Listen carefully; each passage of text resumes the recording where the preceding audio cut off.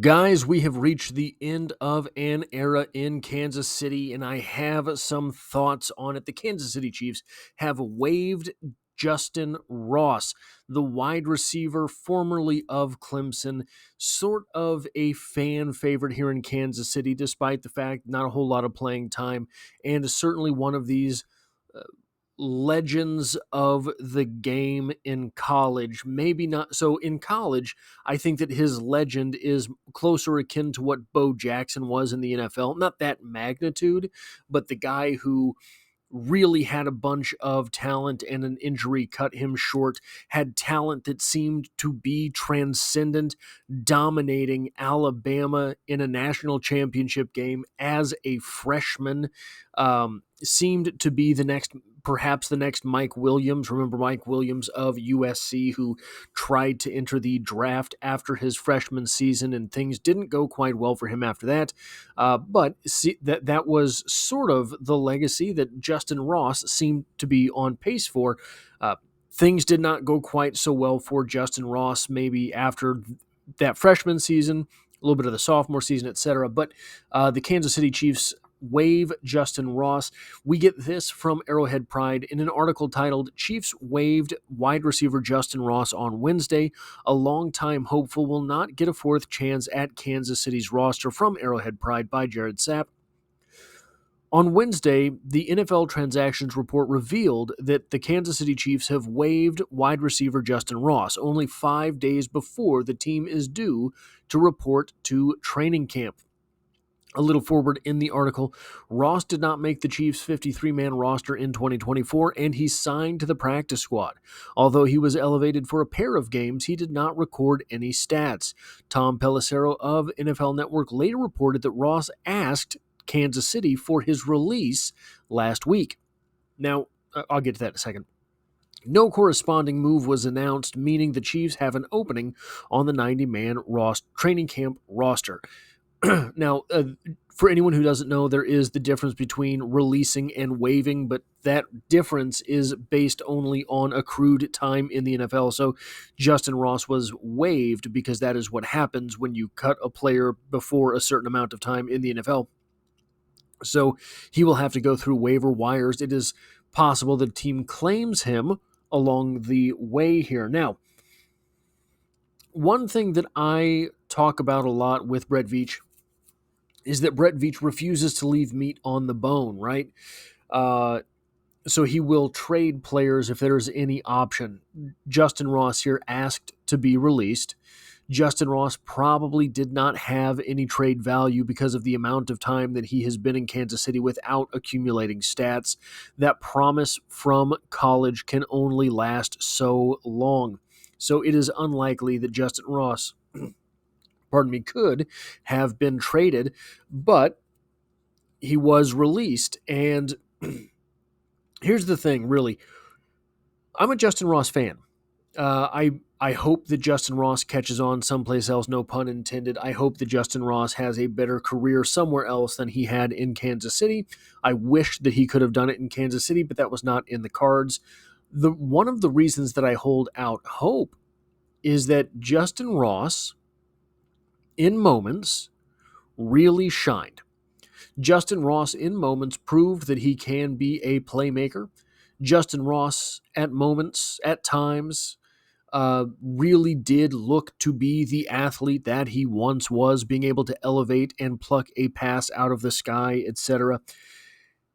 Andy Reid's offense is difficult. Andy Reid's offense is not athleticism first. Andy Reid's offense is knowledge first.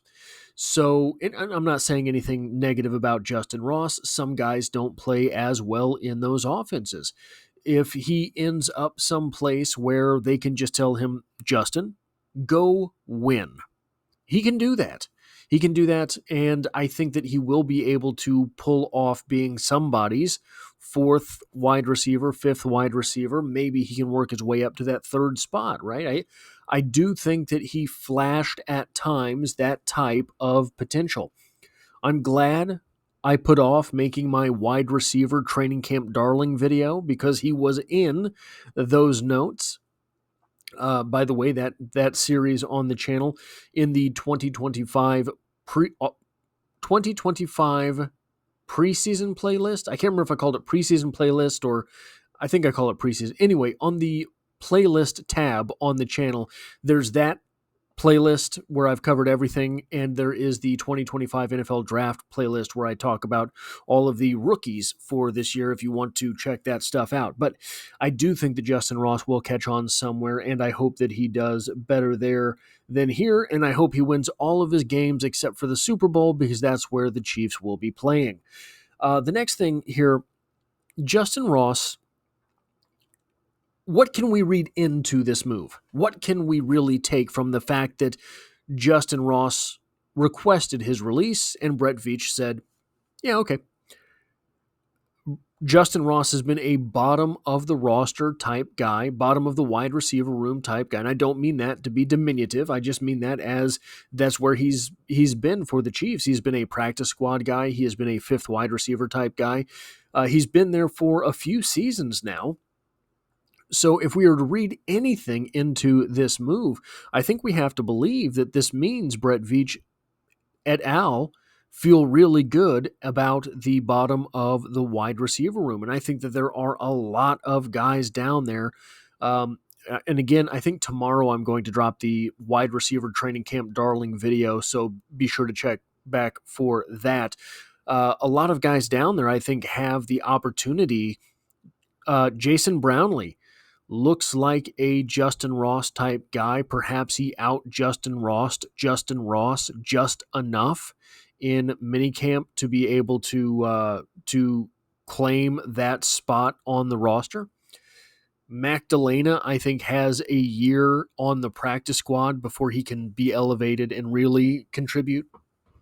They're trying to figure out whether or not they're going to keep Nico Remigio. He proved a lot on punt returns last year. He was what the team hoped they were getting in Sky Moore on punt returns last year.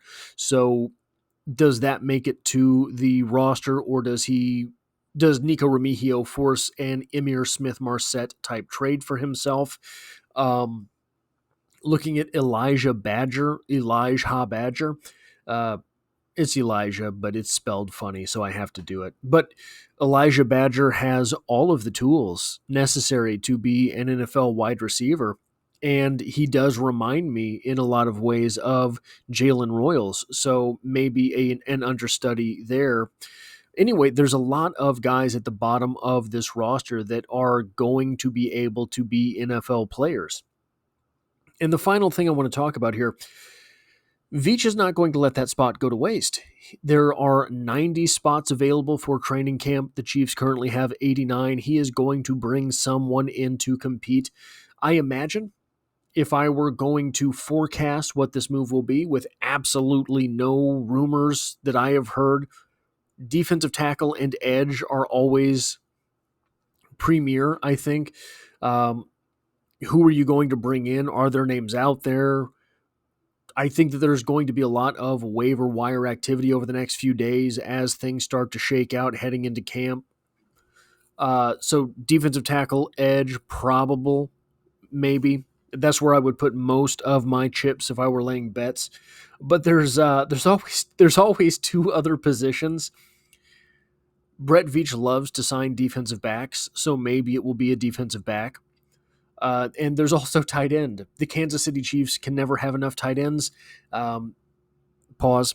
And it's possible they bring in another name at that position as well. So there have been, I haven't really looked into them, but there have been a few sort of the lower level wide receiver and running backs that have been cut over the past few days from different teams.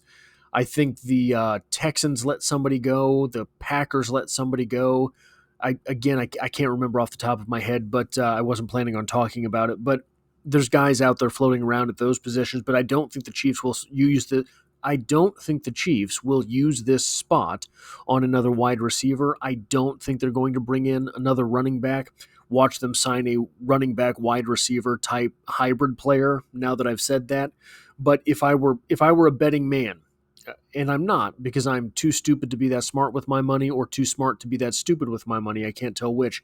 I would say that defensive tackle and edge are the number one positions, because I think that if there is someone out there that I don't know about who is a defensive tackle edge hybrid, the classic Spagnuolo prototype, that would be probably the guy. And then defensive back and tight end. But anyway, guys, the end of the Justyn Ross era here in Kansas City, I wanted to get on and have some thoughts about that, considering that was the first video. I believe that was the first video that did pretty well for my channel, was the Chiefs signing Justyn Ross. So that is a little bit of personal sadness on that factoid as well. But anyway, if you like or appreciate this sort of thing, hitting a like button really does help me out, as it tells YouTube to share this video with other Kansas City Chiefs fans. If you find yourself here by chance but not design, the Chiefs are the only thing I talk about on this channel, dropping multiple videos every single week. And as always, I hope to have you back for the next one.